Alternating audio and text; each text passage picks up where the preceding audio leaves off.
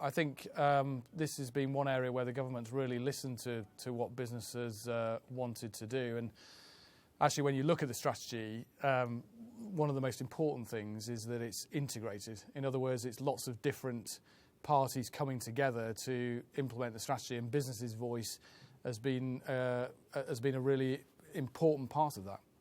Was there anything that you didn't see today that you'd have liked to have seen included? I think from a life sciences strategy perspective, actually, it's pretty comprehensive, that part of the strategy. And actually, it looks at everything from the academic science space all the way through to actually what's delivered in the commercial marketplace. And that was very important to us.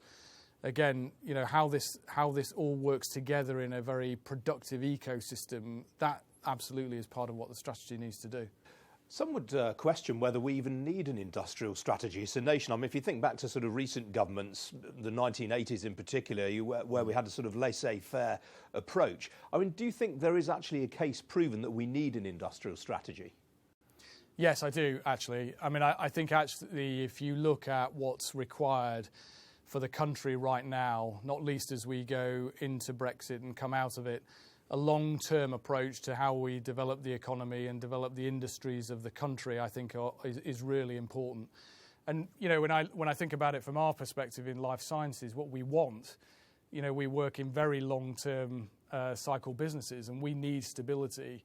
And if you're going to plan on that basis, having a strategy which you can then work to over a period of years makes an awful lot of sense, I think.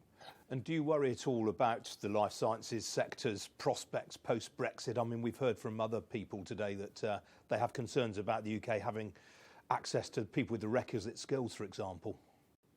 Yes, I do worry about it. I think Brexit creates enormous uncertainty, and certainly when you look at our sector, we are very involved with Europe from a regulatory perspective and a trade and supply perspective. So it's very important to us that we maintain a degree of harmony on that.